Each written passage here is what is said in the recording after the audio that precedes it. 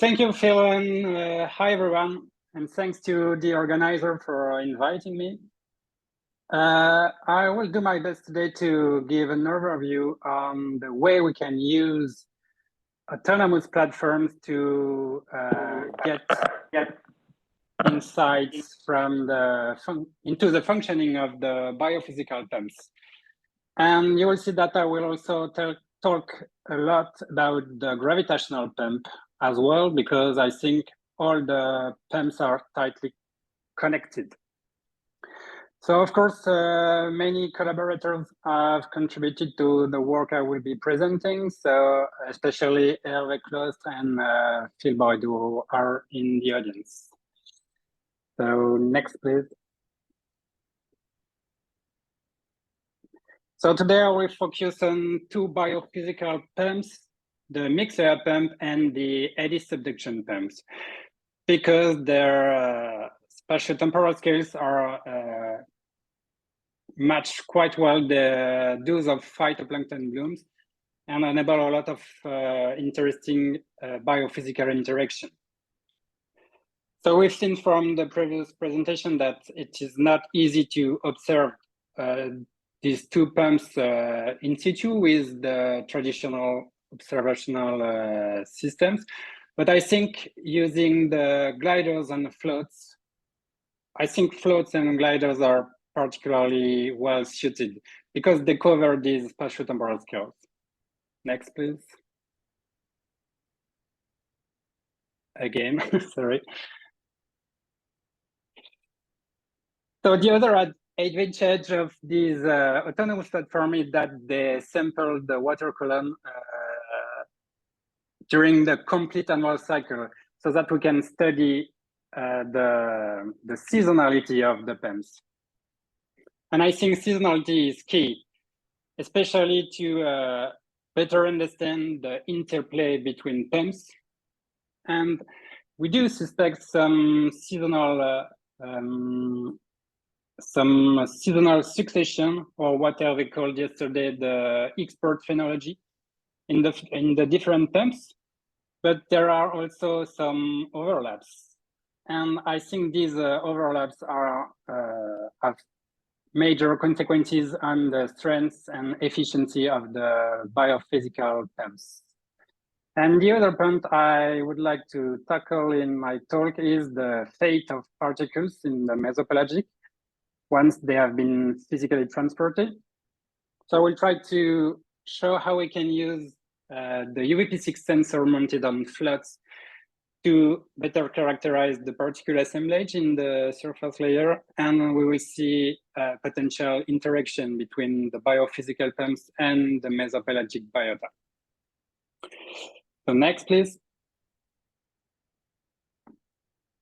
As a reminder, here are the main characteristics of the eddy subduction pump and the mixed air pump. So the eddy subduction pump occurs in a region of strong horizontal buoyancy gradients. We know that at spatial scales smaller than 10 kilometers, the geostrophic balance breaks down, and some ageostrophic motion begins with typical vertical velocities in the order of 100 meters per day. And on the other end, next please, the mixed layer pumps typically occurs in a region of strong mixed layer depth variability, both at seasonal and sub-seasonal scales. And I'd like to stress here the difference between the mixing layer, which is the layer of active mixing, and the mixed layer depth, which is more like the history of mixing. And so the mixing layer depth is highly variable in time due to the succession of some deep mixing event and a restratification event, especially during the winter to spring transition. So both are considered as ocean elevators. Next, please.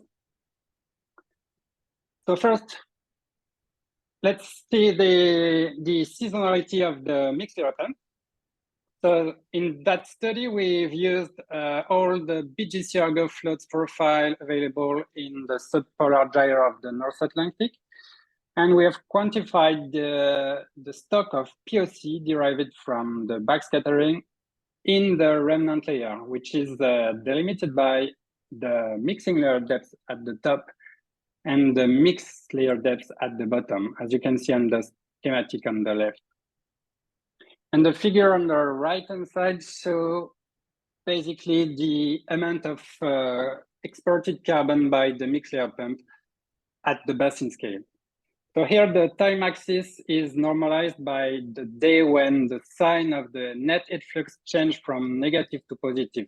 So when the surface ocean starts to warm, and it is also the time when we've got the maximum variability in the mixing layer depth. So you can see that this figure highlights a strong spatiotemporal variability of the mixed layer pump on the basin scale, with a maximum accumulation of carbon in the remnant layer around 15 days after the change in the size of the net fluxes. And in term, next please. In terms of net fluxes, we were able to quantify the entrainment flux in green and the detrainment flux in blue, which are both maximal at the same time. And by difference, we also get the net flux from the mixed layer pump, which is also the highest when the flux changed from negative to positive value during the winter to spring transition. Next, please. In that paper, we also speculated on what could be the potential interaction between the subseasonal mixed layer pump and the mesopelagic biota. So I found interesting this concept of turbulence avoidance strategy, where some zooplankton reside permanently at depth. And at that time, the reason of this strategy was not clear. But if we consider the effect of the mixed layer pump, it's getting clear, because the mixed layer pump injects some fresh organic matter to the remnant layer. So these organisms just have to wait for the food at depth in cold water. They don't have to migrate up to the surface, so they save a lot of energy and they escape predation. So this strategy could be very efficient during the winter to spring transition. And there is also a lot of implication for carbon sequestration, because the small slow sinking particle exported by physical processes could be transformed into fast sinking fecal pellets, for example, which would escape the next mixing event. So this is where we have a potential interaction between the mesopelagic biota and the physical pump, which would increase the efficiency of the physical pump. But this is only speculation at the moment, so you don't have to believe me, but I think we now have the tools to start to test this hypothesis. And I will come back on that later in my talk. So next, please. So now what about the seasonality of the eddy subduction pump? The main challenge for the ESP is to detect such localized and ephemeral ESP events. So there are typically two different approaches. One is based on the surface parameterization of the overturning stream function and the isopignal slope, which are estimated from the lateral buoyancy gradient, the vertical stratification, and the depth of the mixed layer, all derived from glider measurements. And the other option, next please, is using floats to detect some subsurface anomalies highlighted here in yellow. So on the left, you got anomalies in the in spiciness, in the middle anomalies in OU, and sometimes anomalies in POC as well. So on one hand, we have the result of the ESP event, which is typically the depth, the penetration depth of the organic matter, but we don't have any ideas on the origin of the subducted water parcel. And on the other end, from gliders, we do have the origin, and we have the starting point of the subduction. And sometimes there is a mismatch in time and space. Next, please. Sorry, again. Sometimes there is a mismatch between the subduction processes and the subsurface features detected by the floats. So this is highlighted in this figure from Johnson and Oman 2021, where the lines show the overturning stream function, which we can see as the probability to, it's along the float trajectory, sorry, in the North Atlantic. So we can see that as the probability to get subduction processes.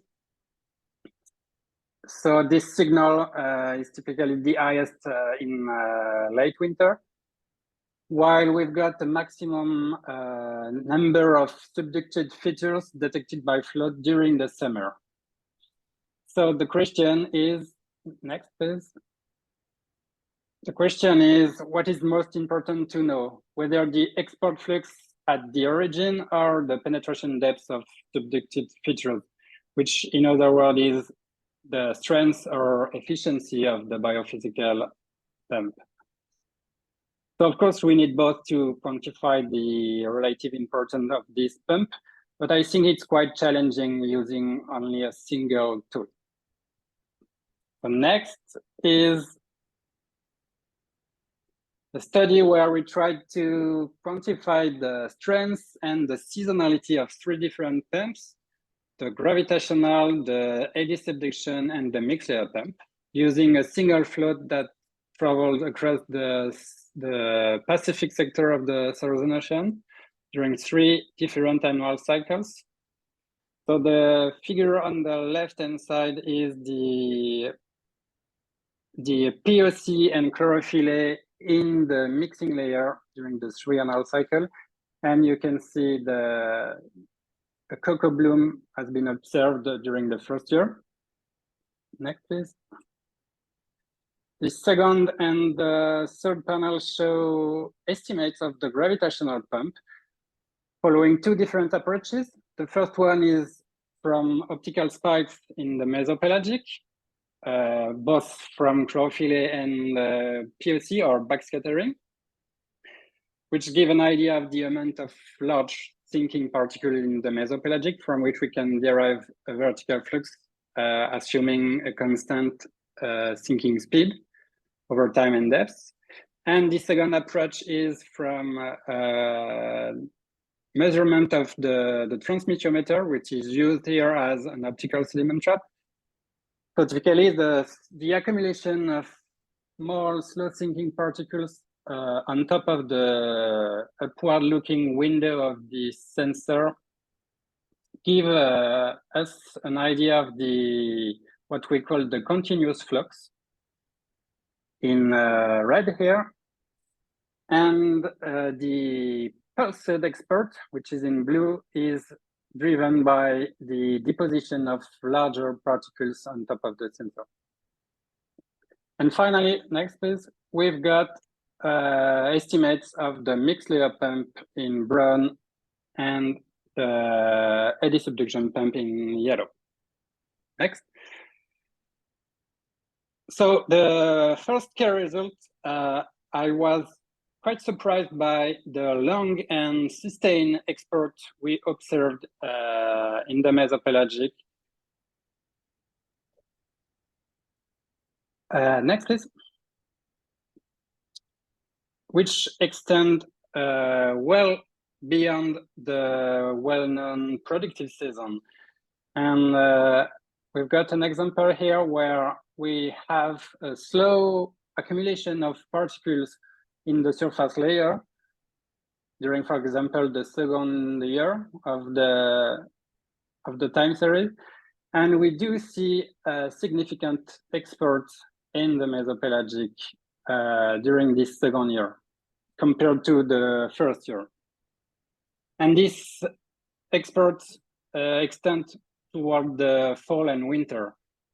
So if we, the key message here is that we need to take into account all the biophysical and gravitational pumps over a complete annual cycle when it comes to compute mesopelagic carbon budgets, for example. And next, please. We also did observe a clear seasonal succession between the different pumps, and even for the gravitational pump. And here you can see that for different type of particles with different export pathways, we do have different dynamics. And for example, the difference between the green bar and the blue bar and the blue bars here, the green export is typically driven by fresh and phytoaggregates, while the blue export is more likely more refractory material, potentially made of coccoliths. And next, please. So seasonal succession does not mean that there is no overlap between pumps. And I think what remains to be investigated here is the potential interaction between the two biophysical pumps, but also the coupling with gravitational pump. Next, please. So the fate of the particles physically transported in the mesopelagic, whether they are consumed in the mesopelagic or entrained back to the surface layer or go deeper in the mesopelagic, the fate of particle will clearly depend on the characteristic of the particle assemblage. So we need to know at least the size distribution, but ideally the shape and composition of particles to have an idea of the efficiency of the biophysical pumps. Next, please. So this is typically when the UVP6 come into play. The UVP6 is a miniaturized version of the UVP5. So it can be mounted on floats and gliders. This sensor takes images of particles and zooplankton from which we can extract the size distribution with particle size ranging from 100 micron to around 2.5 millimeter. So we have deployed the first float equipped with the UVP6 during the SOLAS expedition southwest of Tasmania in December 2020, nearby the SOTS mooring. And the floats spent 2 years in the same area with a quasi-Lagrangian sampling. So you can see here the time series of the particle area concentration from the surface to 1,000 meters, and here distributed into 4 size classes. So for example, next. So for example, on the top left, you can see the accumulation of the smaller particles in the surface layer with the subsequent export event that we can see, for example, on the bottom right with a clear signature with a particle plume from the gravitation of larger particles. And next, please.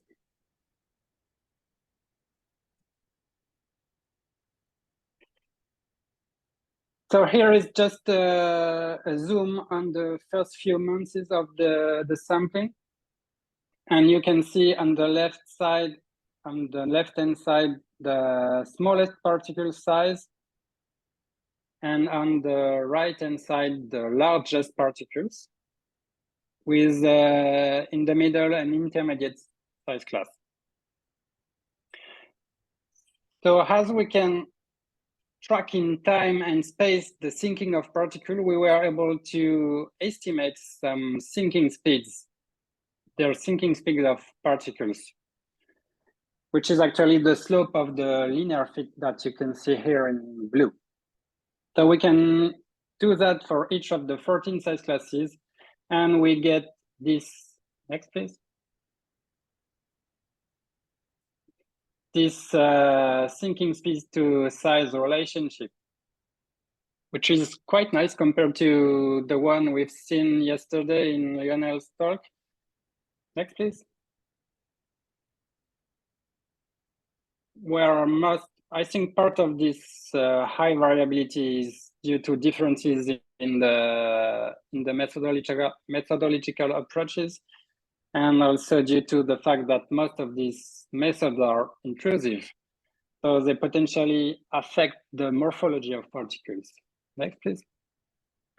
So with this float-based UVP approach, it is a non-intrusive method, but of course there are other limitations. But anyway, the first key result is that all imaged particles sink from 2.5 to 120 meters per day. And as I recall, the vertical velocities in submesoscale filaments is in the order of 100 meters per day. So in that area, most of the particles do not sink faster than the vertical flow in submesoscale filaments. So in other words, I think most of the particles can be potentially entrained by the subduction, the eddy-driven subduction pump. And the other important result is that the smaller particles do not reach the lower mesopelagic by gravitational sinking. The empty black dots that you can see on the right, show the penetration depths of particles for each size class. So it is basically the depth at which the concentration of particles decreased by 80% along the linear fits that you can see at the bottom in blue. So you can see that the penetration depth is shallow for all particles smaller than 400 or 500 microns. So the smaller particles that we found in the deeper mesopelagic that you can see, for example, on the left-hand side, more likely comes from the fragmentation of the larger ones that sink faster and go deeper in the mesopelagic. And the other explanation is that these small particles are potentially physically transported by either the eddy subduction pump or the Mixlia pump to the mesopelagic. Next, please. Another synthetic way to look at the data is to plot the spectral slope of the particle size distribution as function of depth and time. And next, please. So the changes in the slope, for example, the flattening of the slopes with depths around 200 meters, or the steepening of the slopes with time in the lower mesopelagic, are likely due to aggregation and fragmentation processes. And next, please. So I'm wondering if some subsurface anomalies in the spectral slope could be due to the physical transport of particles. So the underlying question is that is the spectral slope at the surface is conserved while the water parcel is subducted. And if the spectral slope is conserved, I think we can, based on the characteristic of the particles at the surface layer, we can anticipate the fate of particles physically transported by for example, the eddy subduction pump, we can anticipate the fate of this particle and, for example, the proportion of the particle that will continue sinking after the subduction event. So I think more generally, this synthetic representation of the particle dynamics will be very helpful to better understand potential interaction between the PEMs,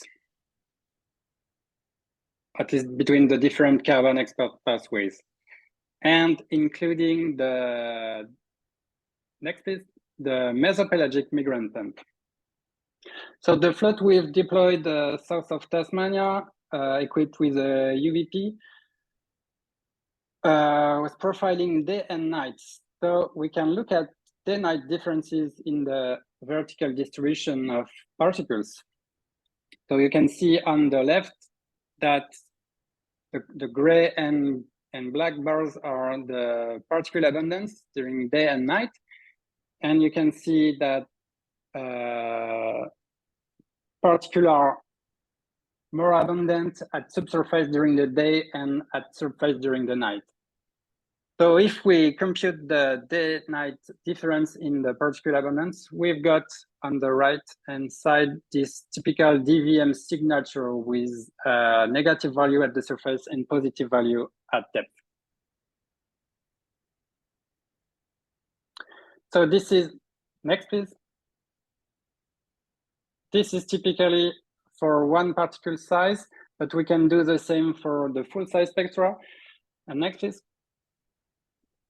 So you can see here the typical signature of the vertical migration with negative value at the top and at the surface area and positive value at depth. For particles larger than 1,000 microns that we have identified as copepods from the images. And the second patch of positive anomaly on the left is suspected to be the production of fecal pellets from these migrating copepods. First, because the anomaly at the surface is, the negative anomaly is less pronounced at the surface, and because we know from the literature that the fecal pellets are typically 20% of the body length, the body size of the copepods. So the question is, what is the link between the mesopelagic migrant pump and the biophysical pumps? Next, please. So here I'm wondering if we will be able to observe these hotspots of zooplankton activities in the remnant layer following mixed layer pump event prior to the spring bloom, so that this coupling will be very efficient for carbon sequestration, for example. So this is something that I would like to investigate in the near future. And finally, the take-home messages are that we did observe seasonal succession of carbon export pathways, which result in a long and sustained exports, which extend well beyond the productive season. So we have to keep in mind when we compute mesopelagic carbon budget. And this seasonal succession fuels the mesopelagic biota again over an extended period, so that it could be potentially useful for overwintering organisms, for example. And I think that the interplay between pumps is a key factor controlling the efficiency of the biophysical pumps, but it is also very challenging to evaluate the relative importance of a single pump. And finally, I'm quite optimistic that the new data sets that are coming up from the imaging system will be very helpful to better characterize the particle assemblage in the surface layer and to better understand the different connection between the different pumps. So thanks for your attention. We'll take some easy questions, and for more complex questions or for future collaboration, you can contact me by email. Thank you very much. And sorry, I'm a bit late.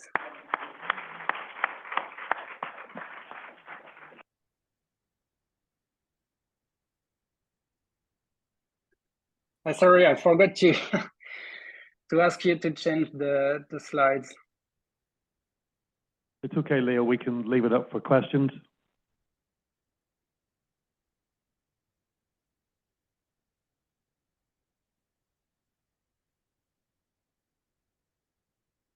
Hi there, Dan Mayer from the University of Exeter, UK. Thanks for a great talk. As always, humbled by the power of digital technologies these days. I'm a zooplankton biologist and ecologist. I was looking at the plot where you'd got what was interpreted as a zone of fragmentation around 600 meters depth, which is a lot deeper than where I would typically expect to see that hotspot of fragmentation. Do you have any feeling for the types of organisms or processes that are causing fragmentation at those depths? I have no ideas, because unfortunately, this was the first float with the first version of the UVP, and the UVP does not have the embedded classification algorithm, so we don't have any idea on the zooplankton composition. So I have no idea. But for the new UVP sensor mounting on the new BGC Argo float, we will have some ideas of the key players in the mesopelagic. And also, I'd like to mention that future floats will be equipped with a turbulence sensor. So we'll be able to investigate whether the fragmentation is due to physical processes or either it is due to the fragmentation from sloppy feeding, for example.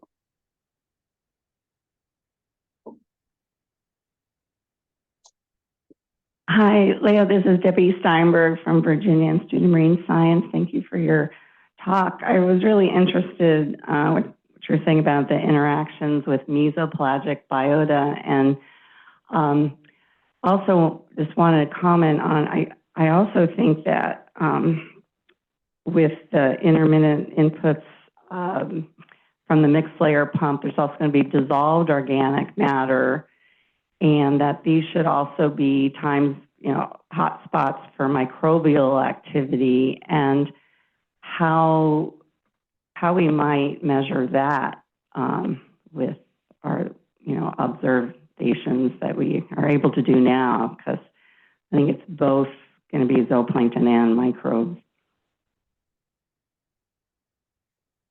Yeah, I think we've mentioned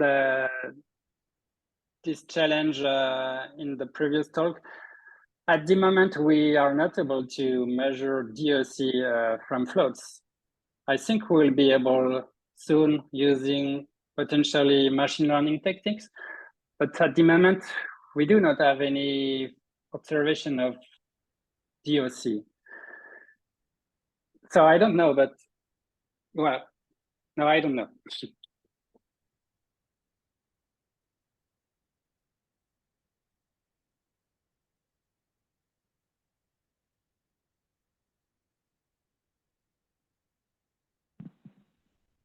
Thank you, Leo. Ken Bissler from Woods Hole.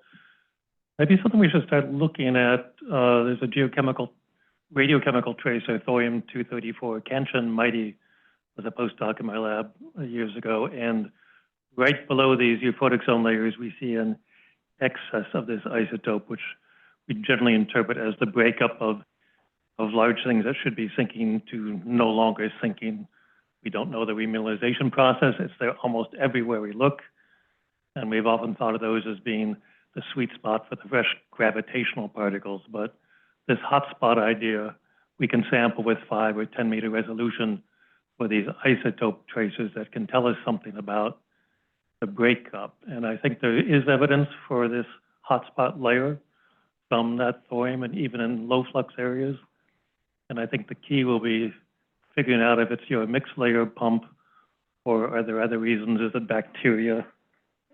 Debbie said that's chomping on those particles or not. We don't know what's happening to them other than that they're building up right at that zone where all this action's happening. More of a comment anyway, but it's nice. Okay, that's good to know.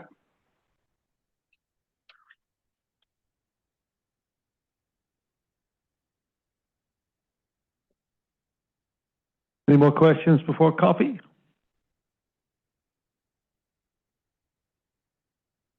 Oh, thank you, Leo, and we should thank the speakers in this first mixing pump session. Thank you. Bye-bye. Bye.